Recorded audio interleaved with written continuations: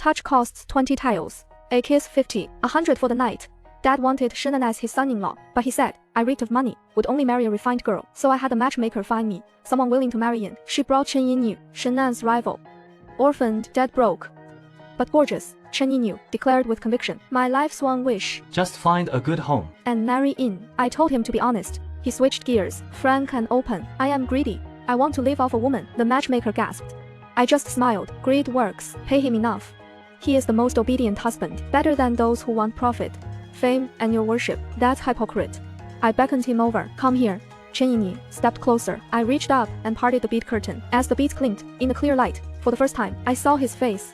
My breath caught, stunning, like the ink orchid painting, hanging in my study, pure to the extreme, yet breathtakingly striking, bold features, subdued by plain robes, restrained. Name your price. I kept it brief. He paused, thinking, then looked up, eyes clear and sharp, fixed on me. Touch 20 taels. Kiss 50. One night 100. I raised an eyebrow, serious. Chen Yinyu didn't flinch. His tone was firm. Miss Jin. I dare quote that price, because I am worth it. I didn't answer. Not because he asked too much, he asked too little. With looks like his, at the Spring Breeze Pavilion, 500 a night would sell out. Lucky me. Found someone who doesn't know the market. I looked at him, a slow smile spreading. 800. You marry into the Jin family. That is your price. I am buying you outright. Chen Yinyu's eyes flickered. He waited. Anything else you do? Extra. Hi, Jinyu, take care of my people. The matchmaker barely dared to breathe. I shifted gears. Just one condition. Stay quiet. Just do your job. Don't cause trouble. Chen Yinyu paused a beat. Then, a faint smile curved his lips. You are quick, Miss Jin. He held out his hand. Palm up, long fingers, clean knuckles. Then, a deposit, if you will. I had my servant fetch the banknotes. The matchmaker tipped, left beaming. I slid the notes across to Chen Yinyu. He blinked, startled. A glint passed through his eyes. 400 deposit. When it is done. Another 400. Chen Yinyu stared at the stack, then let out a soft laugh. Miss Jin, aren't you scared? I'll take the cash. And vanish. I picked up my teacup, blew off the phone with a smile. Why would I? My tone softened. I trust your character. 400 taels. If he ran, I wouldn't even bother chasing him. Just money tossed in the water. Chen Yinyu watched me, his gaze shifting. Then carefully tucked the notes away. His hand brushed the edge of the paper. That look in his eyes, like he'd found a lifelong meal ticket, solid and content. I sighed inwardly. This kid's got no clue what real wealth looked like. Chen Yinyu did have some professional pride. That afternoon, he showed up with a worn incense burner. Said since he'd taken the deposit, he should move in. To ease my mind, I had someone prepared a room. Didn't deal with him. Business was crazy. Worked late. Just about to rest. A soft knock at the door. Touch costs 20 taels. A kiss 50. A night together 100. All because I took this deal. My live-in husband came to me every night. Chen Yinyu stood at the door, damp with mist, hair half wet. Just a loose robe over him. Collar open. Candlelight softened his face. Soul-eating spirit. Voice softer than day. Carried the chill of the night air. You paid. Time to let the boss inspect the goods. I leaned on the doorframe, brow raised, and if I am not satisfied, he smiled faintly, eyes glimmering. I don't do refunds on deposits, so I'll make sure you are pleased. I was worn out from the day, not in the mood, but a beauty offering himself. Hard to say no. Besides, it didn't have to go there. I stepped aside to let him in, heading for the desk. His faint scent brushed past me, crisp orchid. I told him to grab a stool, sit across from me, close enough so he couldn't see the books, but close enough that I could look up at that face. Warm candlelight washed over his jade skin. His eyes, clear as inkstones, soaked in water. He sat still, back straight, like a finely carved jade statue. A beauty by lamplight. Something else. Read a few lines, then glanced up at him. Easy on the eyes, soothing. A quarter hour later, I closed the books. Chen Yinyu rose, poured me more tea. The tea was hot, steam rising. I took it, set it aside. Before he could pull back, I caught his hand. Chen Yinyu's fingers paused. He didn't pull away. I looked down, stroked it slowly. Twice. Fine quality. Defined knuckles. Long and strong. A bit rough though. Calloused joints. Palm not soft. No matter. With some care, it'll smooth out. I felt it a while more, then let go. I got up, checked the shelf, found a plain pouch. Filled it with 20 taels.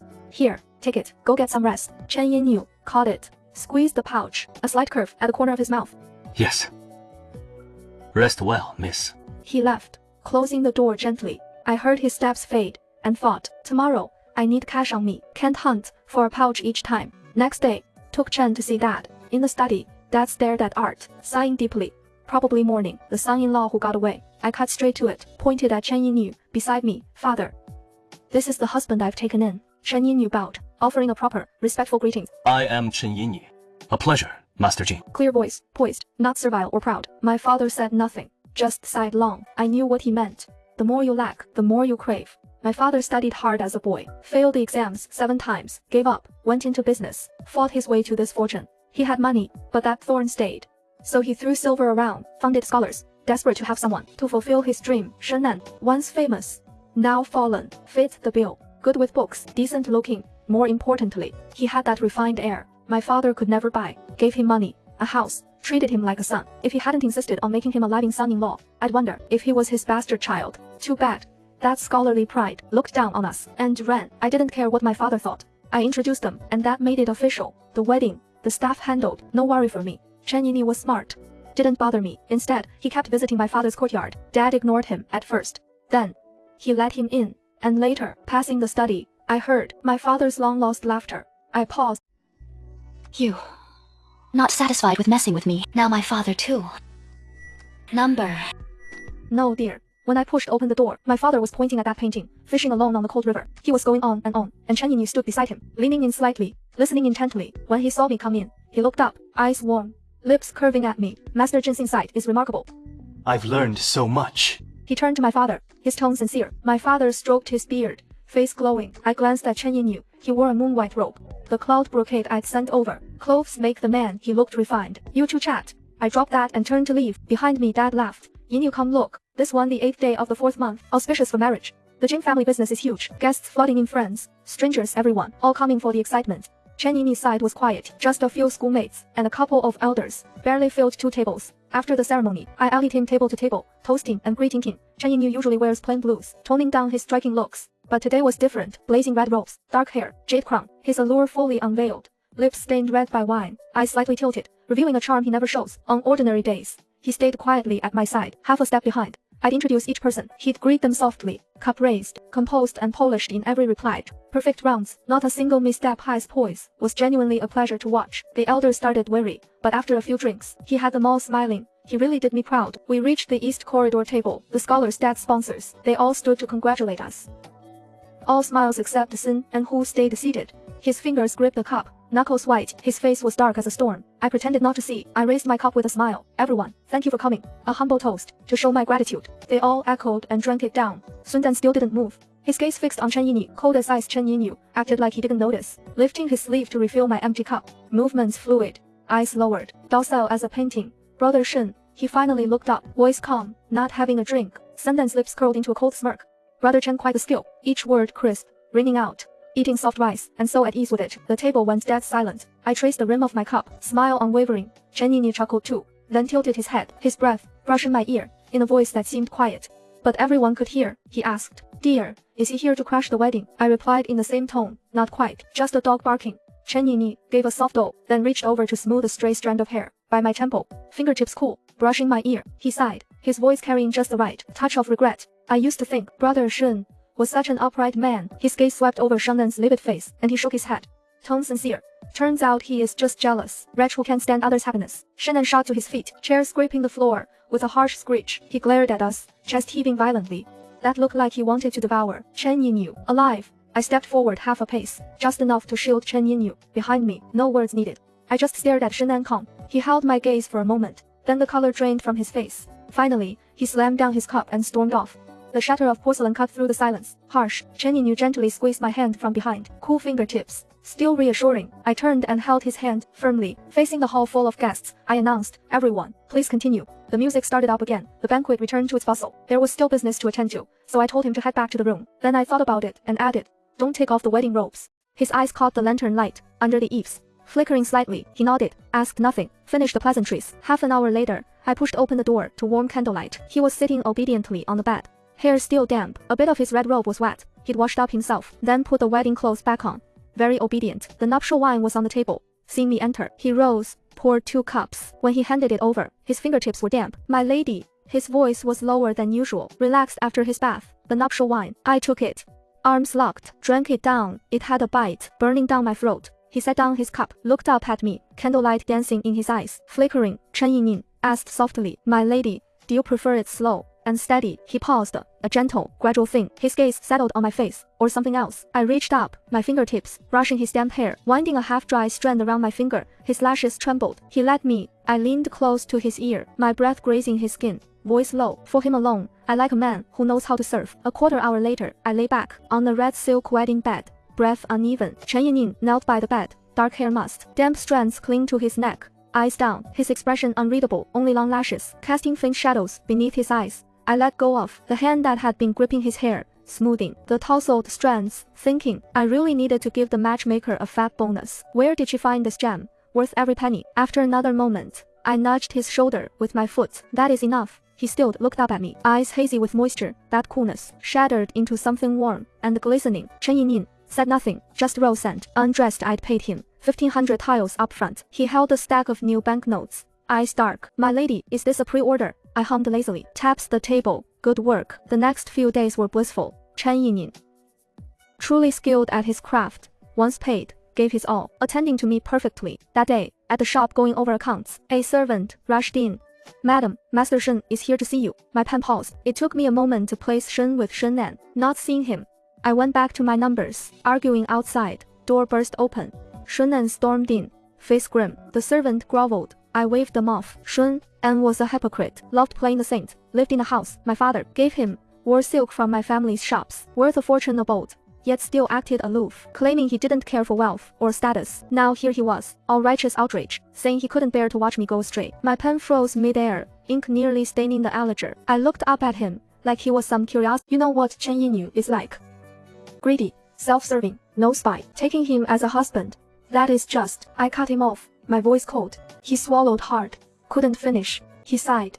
If you are mad, I refuse. Don't throw yourself away like this. I laughed.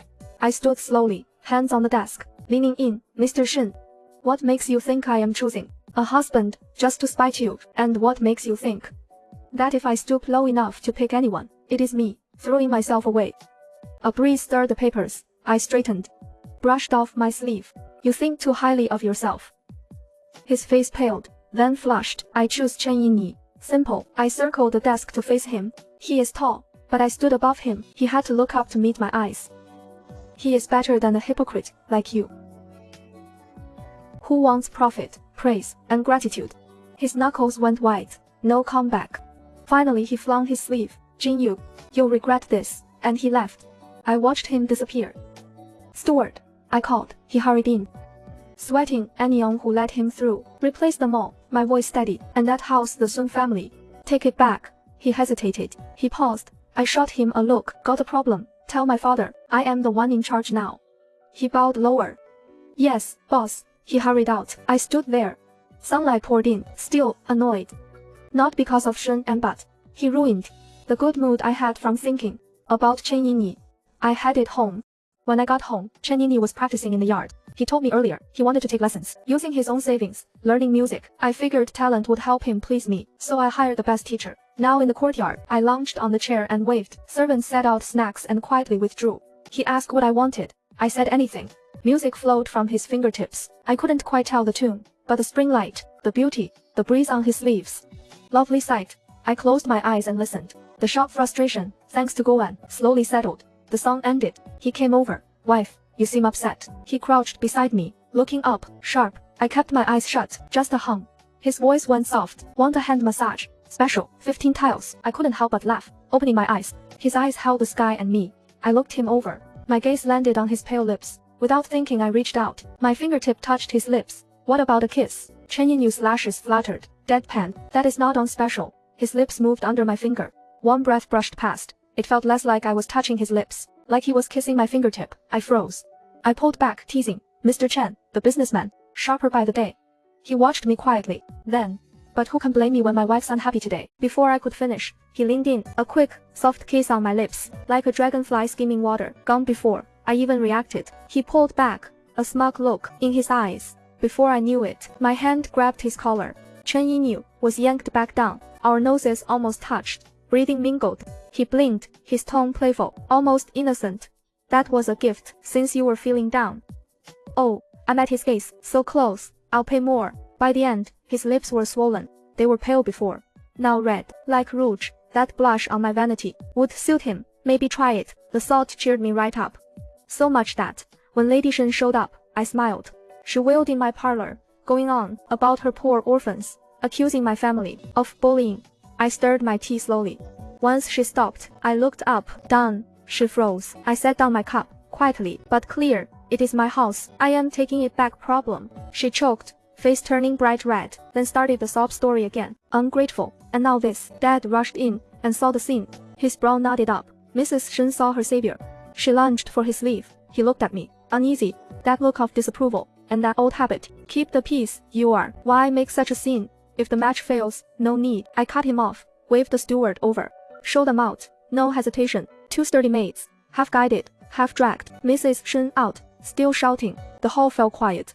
Dad stared at me. He sighed hard. You had to do this. Now you've burned that bridge. I stood up, smoothing my dress. I can't stand her. I looked at Dad. My voice flat. Got a problem. He choked, lips twitched. He said nothing.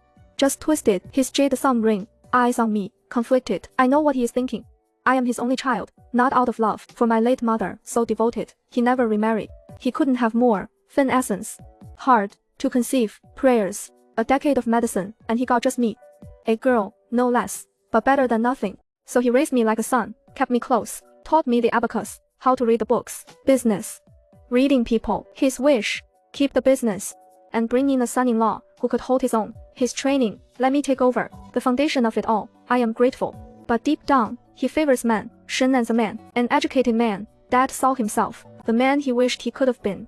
Supporting Shen, and made him feel subtly superior, and made up for lost chances. Plus, male bias. He saw Shen and as his own, one of the men. Even though Shenan and his whole family looked down on us merchant folk. My father didn't mind. That is just the arrogance of a scholar. Fine, tolerable. Something to win over. He even thought I shouldn't sweat the small stuff. Men need their pride. After all, men always need their pride.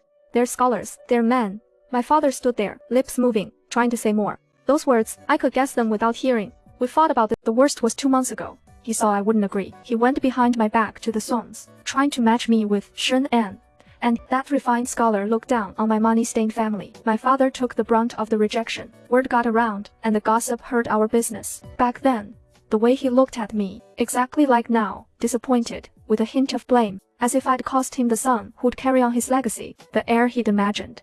I tried to reason with him then, told him to think hard about making a scene, over some man. But now you are just tired. You can't even keep up the act anymore. Go to the Suns. Then, let your precious son take care of you. I said that, and walked out. Behind me, I heard his furious huffing. As for his fragile male pride, who cares? The next few days were quiet. My father, I think, was actually choked by my words. He didn't bring up the Sun family again. Business was chaos. I was swamped. Chen Yingyu stayed in his lane. Either, when I rested, kept to himself, or, over books, rubbing temples, he'd hand me tea, just right. He stopped pushing those transactional intimacies. But sometimes, worn out, I'd beckon him over. He'd come, sit quietly beside me, and let me lean on him. I just zoned out on his face, still paid him, but he didn't rush to settle up like before, only when I give. Calm and composed, that afternoon, woke from a nap. He was reading by the window. Sunlight through the curtains, cast soft shadows on his face. Eyelids low, still as a painting. I remembered what Sunan said that day, greedy and spineless. I walked over, my shadow fell, across his book. He looked up, his eyes asked a question. I took the book from his hands, tossed it aside. Chen Yingyi, I leaned in, hands on his armrests. Trapping him. Don't you want anything? He paused, then smiled. Isn't my wife giving it to me? Besides money, nothing else, he echoed, looking up at me, that usual warmth in his eyes. Faded, revealing something sincere. A clear, quiet light. That is, I hope my wife stays like this. Mountains of gold, steady as a mountain, smooth words, yet oddly touching. I lowered my head and kissed his cool lips. Sweet talk. Just the truth. He kissed me back, voice muffled between our lips. Days later, the steward came. The Song family had moved out to a small place west of the city, quite tight on funds. I just nodded. He hesitated, then added, the master sent some silver over. My brush paused. Ink blotted the ledger, spreading into a small stain. Got it, I said, flatly. At dinner, I blamed the slow business, cut my dad's allowance by 60%. He froze, braised pork on his chopsticks, forgot to eat. Slow business. His voice rose, full of doubt. I stayed calm, poking at my rice. Trade on the waterways is hurting. Cash flows tight. He opened his mouth, glanced at Chen Yinyi, eating quietly, swallowed his words, just sighed hard. Whether he believed me, I didn't care. It was a heads up, but someone actually bought it at first. Chen Yinyi was rarely home. Afternoons, I'd return. He'd be gone. When I'd ask, the servants said he went out to meet friends. I didn't suspect. After all, he went to my tea house. The manager sent daily reports. What tea? What snacks? Who he met? All written down. 2-3 days straight. He came back at dusk. That evening, after my bath, I was combing my hair. When he came out, hair still wet, and grabbed his precious wooden box. Saturday on the bed counting money. That box held his stash, banknotes, loose silver. Sometimes I toss in extra cash I had on me. In the candlelight, eyes lowered, he slowly ran his fingers over each bill, then counted the loose silver below, focused like he was reading some sacred text. After a long while, he looked up. Lift your head. Neck's pale against your dark hair. Counting what you give me, minus what I spent. About 2,000 left. I nod, waiting for more. He counts savings sometimes. I am used to it. Part of it, sent back to clan, for elders' retirement, he explains. I nod. I know. His parents died young. Only that distant elder showed him kindness. Sends money back monthly. I allowed it. Just then, he suddenly shoves the whole wooden box into my hands. It is heavy. I freeze, looking up at him. Chen Yinyi looks at me, eyes soft and clear. His tones rare serious. When business is tight, I don't have much, but it can help in a pinch. He pauses. His voice softens. If that is not enough, I can borrow from some well-off classmates. I just watch him. I stay silent. Seeing that, afraid I won't believe. He quickly adds, his eyes carrying a desperate sincerity. I can cut costs more. No need for nice clothes or food. I can quit the music lessons too. That saves money. Watch him, so ready to scrimp. Life hard with me. I am stunned for a moment. Can't help it. I turn and laugh softly. Who does business like this? Not only emptying his savings, even borrowing to support me. I make an excuse. Say payment came in. We don't need his money. Chen Yinyi listens, doesn't argue, just hums softly. He still pushes the banknotes back into my hand, saying since it is mine, I should keep it. Next few days, he was clearly off. That drive, that hunger to excel at his work, it just fizzled out. He stopped bringing up those paid for nights. After we were done, I'd reach for the banknotes, but he'd gently stop me. Not tonight. His voice was low, face turned away. In the candlelight, his lashes cast a shadow. I raised a brow. What, raising your price? He shook his head, paused, then said, number. Then why? Rare of me to have this much patience, to dig. I tapped his slightly damp palm. Relax. We've got plenty of money. No, it is not that. He cut me off. Then, what is it? He went quiet, rolled over, turning his back. His shoulder blades showed through the thin nightshirt. Wife, just let me, for once, be. Not for money, that is new. Not for money. Then, what for? Then, what? Not money then feelings. He is odd. Could he care? The thought hits. I am startled myself. Then it feels absurd. Between us it is settled. Clear and clean. Mix in anything else. It gets messy, but he is turned away. Shoulders tense. There is a stubborn sadness to him. I reach out. My fingertips brush his collar, slightly open, warm skin. Chen Yinyi. I soften my voice. Turn around. He pauses, then slowly turns to face me. In the candlelight, his eyes are wet, lips flushed red, marks from my biting, still there. Not after money. I trace from his neck to his jaw. Lift his face. Make him meet my eyes. So tell me, what do you want? His gaze flickers, emotions churning. But he just lowers his eyes, gently takes my hand, presses it to his cheek. Just your happiness. His voice is low. If you are happy. Anything. My happiness. Is he playing a new angle? Think I'll fall, or that heart, the one that should only want money, drifting off course. I don't ask. I roll over, pull up the quilt, close my eyes, silence behind me, just our soft breathing. After a moment, I heard a soft rustle beside me. He inched closer, moving with the utmost care, tentative. And then, a cool fingertip gently hooked around my pinky, just holding on, barely any pressure, like a newborn pup, timidly reaching out its paw, touching its master, eyes closed. I didn't move. Chen Yinyu likes me. The thought stuck like a splinter. It didn't hurt, but it chafed. Business is business, clean and settled. But mix in feelings. It is like fine silk, stained with grease, an eyesore, and a pain to clean up. Feelings breed hesitation, expectations, weaknesses. If he grows bold and asks for more, do I give in? If feelings sway him, meddling in my choices, enter it. All the tangled mess that could follow. Just thinking about it gives me a headache. What a mistake. I should have known day and night. Skin against skin, even a cat or dog would grow attached. 7 days, rehearsed it 8 times. Clear point. I want money, love, no thanks. If he won't change his ways. This deal's done. That evening, I went home full of speeches. Chen Yinyi sat by the window, by candlelight. He heard my steps, looked up, his eyes in the dim light. Landed on me, wife's home. He put the book down, came over, all my cold, ready words got stuck in my throat. I saw his lowered gaze, the pale skin on his neck, and my rehearsed harshness just clogged up. Sit, let me talk. I sat across. He obeyed. His eyes rested on me, a hint of searching. I cleared my throat, tried to stay calm. Chen Yi knew. Let's talk. Go ahead, wife. I looked into his clear eyes. My advice, turned down my tongue, came out different. You've been off. His lashes fluttered. No reply. I pushed on, trying to steer back. We agreed. Cash for goods, clean and simple. You want money. I want fun. Isn't that good? He stayed quiet, just watched me. I got uneasy, softened my tone, almost pleading. Love fades, money doesn't. Hearts change. Today I like you, tomorrow maybe not, but silver won't. It is real, grip it tight. It is yours. Endless suffering. Turn back, don't stray. I am being sincere, doing all I can. Chen Yini smiled softly. You've said your piece, he asked. I nodded. He leaned in slightly, candlelight dancing in his eyes.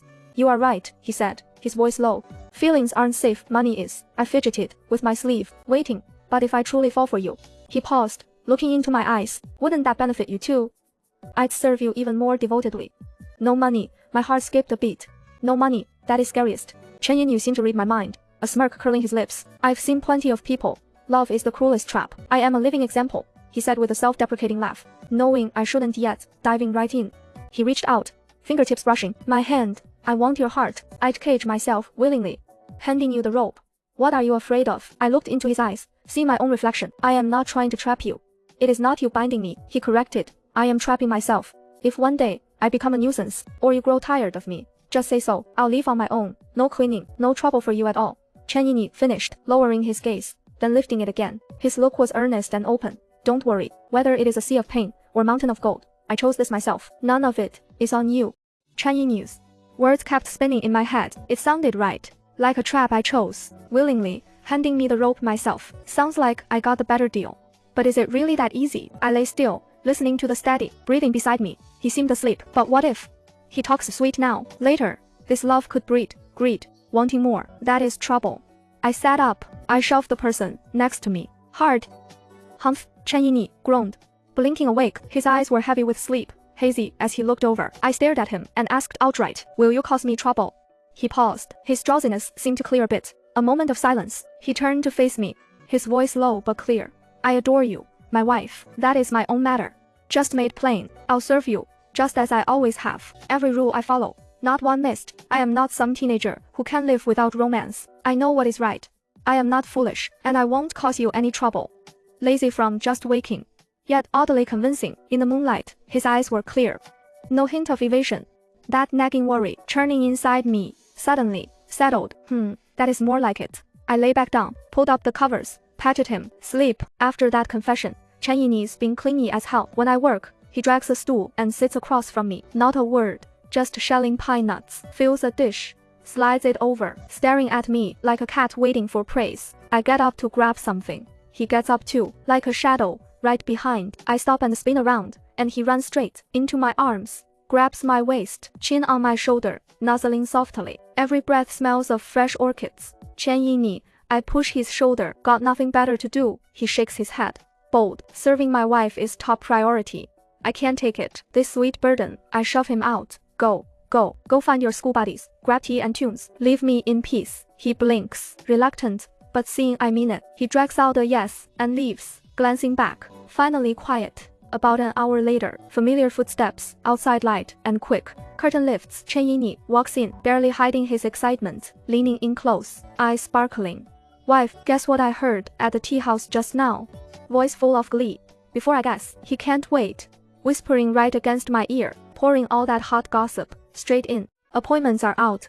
Shinnan placed 3rd tier. He has been sent out to the provinces. He has always been so high and mighty, too good for everyone, full of himself. Figured he'd land a prime post. But he never played the game. Didn't grease a single palm, wouldn't stoop to it. When the posting came, it was godforsaken, middle of nowhere, county seat, remote, disease-ridden.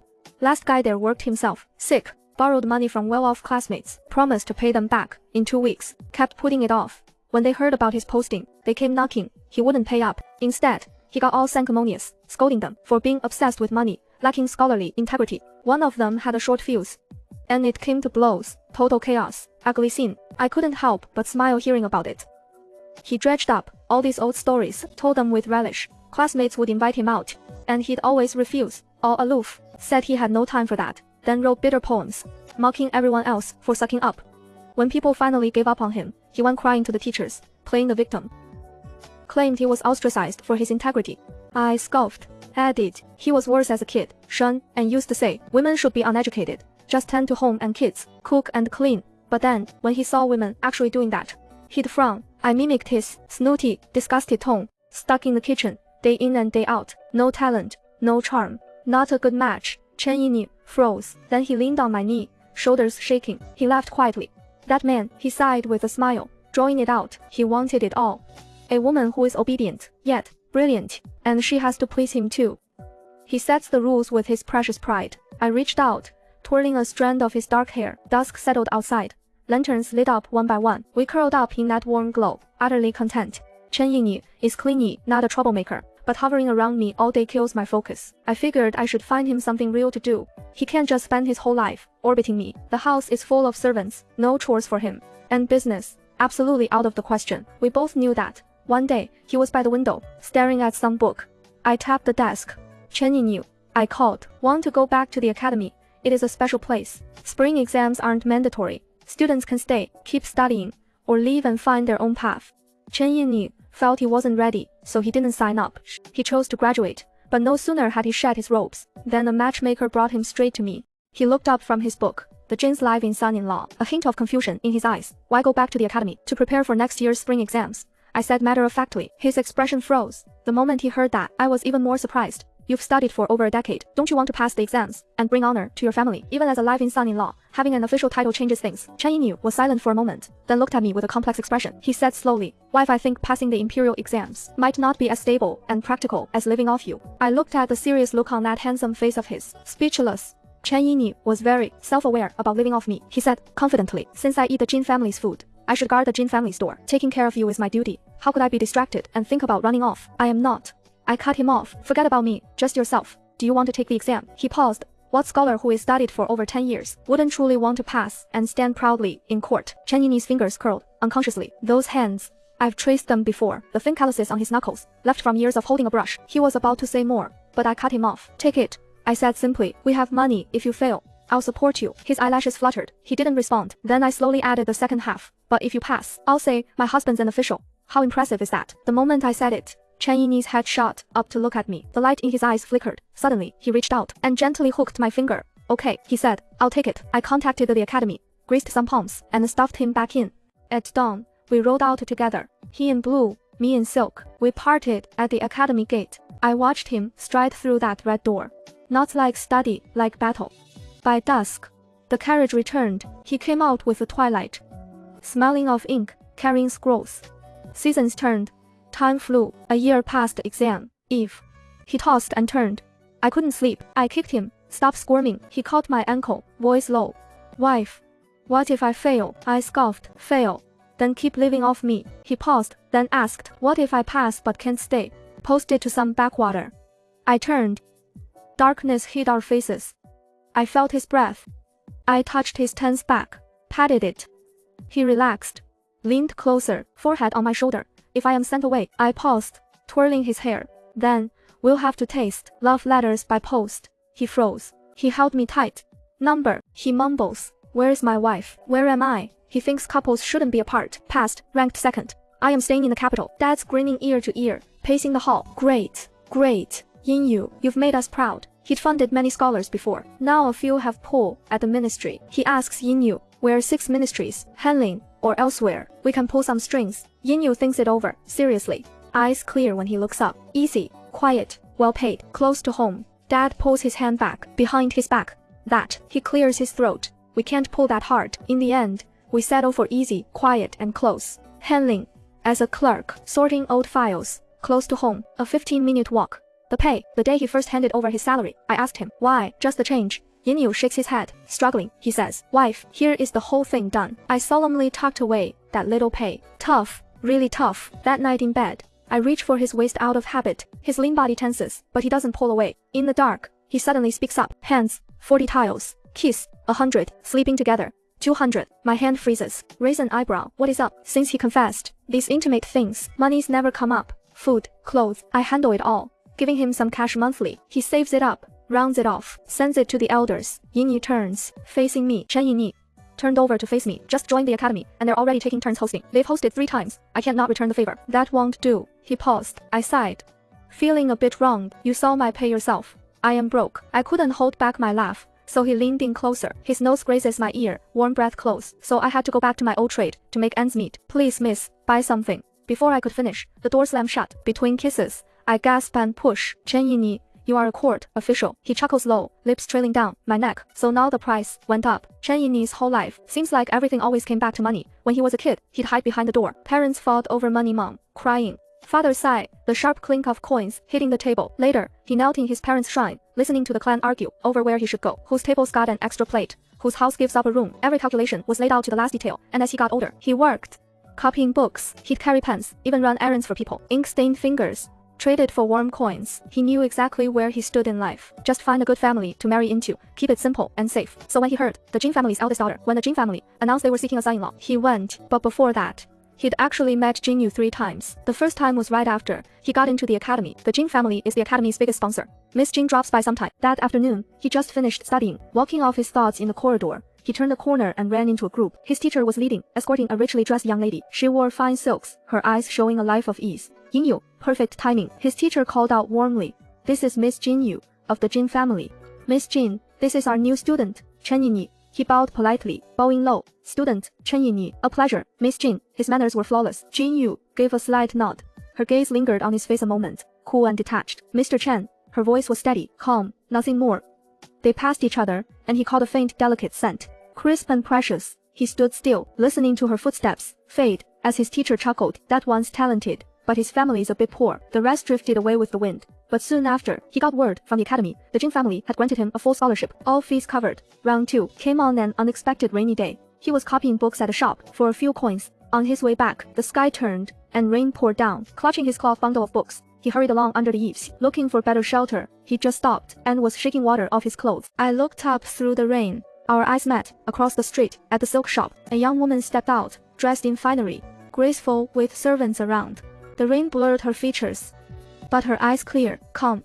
She glanced over, almost carelessly, then turned, helped into a grand carriage. The Jin family crest marked its side. I looked away, staring into the rain. Moments later, a servant hurried over with an umbrella. "From my mistress," he said, and left. No room for questions. I gripped the smooth handle. A faint, familiar scent lingered on it. I looked up. The carriage was already pulling away, wheels splashing through puddles, vanishing into the mist. I walked back under that wide umbrella, kept perfectly dry, not a drop on me. The third time was when that fool, Shinan, turned down the marriage, causing a scandal. This year's students were graduating. By tradition, they'd invite the city's top merchants. The Jins were included. Invitations sent months ago. Chen Yinyu sat up front, watching Jin Yu step onto the stage. He stood there, gaze sweeping calmly over the crowd. All the academy students. I gave a slight nod, then came as asked. "Seeing you all, pillars of our court, it warms my heart. The Jin trading house. If the chance arises, I'd gladly build a future with you all." Pleasantries done. He fell silent. Head took over. Below, Chen Yini's fingers traced the page edge. He watched her stay calm, as if that Shinan mess never happened. Why, the Jin heirs had seen it all. Crack over a poor scholar's words. Lose face. Number. His gaze shifted, landing on Shinan across the front row. Back straight, chin lifted, still that aloof, arrogant look. But in this context, seemed absurd. Chen Yini inwardly scoffed. Most folks had sense. Shunan's antics, to any clear eye, were just plain crazy. He wanted Jin money for school and land, yet called it staining his pride. Wanting it all. Nothing's that cheap. He looked back at Jin Yu on stage. The thought of latching on flashed by. He paused, then chuckled at himself, shaking his head. The Jin threshold is high, with nothing to his name. How could he reach it? He looked down at himself, at his faded blue sleeves. But 2 days later, news of the Jin family seeking a live-in son-in-law spread like wildfire. Across the city, Chen Yanyin was staring out the window at a half-dead orchid, listening to Widow Wang chatter. His heart leaped. He slowly turned around. The sunlight outside fell into his wide eyes. Well, isn't that convenient? Chen Yinyin initially only wanted the money. When he set his high price, he knew exactly what he was doing. A family like the Jins seeking a son-in-law, just for peace of mind. It wouldn't last. He had to, while favored, save up silver and learn some useful skills, so he wouldn't be kicked out empty-handed again. So asking to learn the Guqin wasn't just an excuse, an extra skill.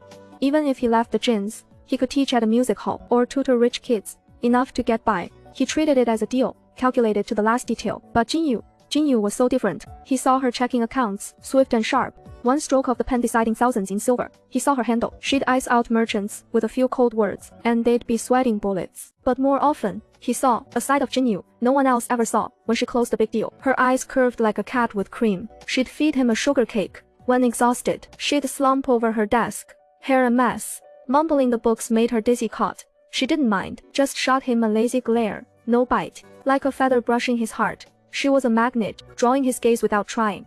At first he admired the boss's nerve and generosity. Then, his look carried something he didn't notice. He'd note her favorite snacks when she'd rest. What troubled her when she frowned. These small observations went beyond professional duty until she said, the tavern's cash was tight. Chen Yin believed her. He'd never seen a fortune collapse, a fortune fall, but he'd seen ruined families. Anything can happen overnight. Those days, he gathered with some friends, analyzing with grave faces. One said, heard the canal routes were troubled. Shipments delayed. With the Jin family scale, the hit must be big. Well, tall trees catch the wind. Someone's jealous, quietly sabotaging them. The more they talked, the more it seemed the Jin family was old Chen Yini, hearing the boss might fold. He'd be planning an exit, hoarding every last coin. That was his lifeline. But his thoughts kept circling back to one thing. They'd already tied the knot. The title was set. The deal was real. But husband and wife, that was true too. He'd never seen a loving couple. His folks fought over money daily. His clan was full of bitter pairs, birds in the same woods, fly apart when trouble hits. He'd read that plenty.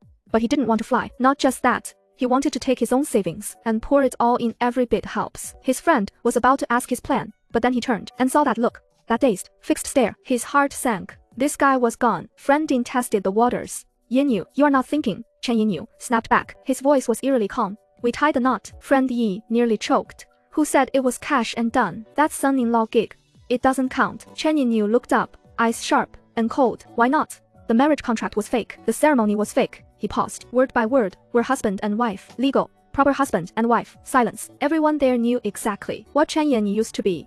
The class love guru for a fee, charging, purse action, dissecting everyone's romances like a pro. Break up or make up, all depending on the pay. But when it came to himself, this is what happened. Friend Bing was heartbroken. Yingyu, wake up. That is the Jin family. If it really comes to that, your money won't even make a splash. But Chen Yinyu looked like he'd found his just. I am more sure each time. Even ordinary couples share the good and the bad. She is having a rough patch now. As her husband, isn't it my duty to help? Friend tries to reason. Fine, even if it is about loyalty, helping her now with everything you've got. She might be grateful, but if she pulls through, she'll never forget you saw her broke. That'll sting. Old money cares about face. Chen Yinyi shakes his head. She's not that way. How'd you know? I am with her day and night. I just know. Besides, helping someone in need builds the deepest bond. If she bounces back, she'll remember my kindness. A mortal strategist. 1 versus 5. His core point. We're married. I've got to take care of her. Friends keep hammering away, but he stands firm. The golden advisor who once woke countless lovesick fools. Now, he is fallen headfirst into his own love trap. Can't even pull himself out. He heads home with that burning desire to help make ends meet. But the estate's the same. Servants in order. No sign of a storm brewing. He breathes a little easier, still a bit puzzled. Until that night, he works up the courage, pulls out the box, and says what he'd rehearsed. We'll get through this together. Jinyu freezes. Then she turns away and lets out a soft laugh. He watches her shoulders shake with. The Jin family's tree runs deep. His talk of storms and ruin is laughable. Sure, it is awkward. Like a poor kid. Pennies to build a palace. There is disappointment too. Faint. Like a feather, this life. He'll never catch up to her. He can't earn mountains of gold. She doesn't need him in hardship. Those hidden, unexamined hopes of standing beside her. They're snuffed out fast, but the ache lasts a second. What floods in is relief. Like a tide, it washes away that tiny sourness completely. Good, he thinks. Good that she is strong, unbreakable. Good that she'll never face the storms he knew as a kid. No frowning over silver. No bowing down. When times get rough, he'd rather stay, her optional extra, her bought and paid for fun, than watch her fall, touched by any sorrow. She should stay bright-eyed forever, with riches. Steady as can be, he thinks. In this life, he'll never share her hard times. So he'll share the good, eat hers, spend hers. Being kept by her isn't so bad. He looks up at her. In the candlelight, her face is bright, smile still lingering. Chen Yinyu takes a soft breath, carefully, tucking that relief away. Just watching her smile is enough. In this life, that is it.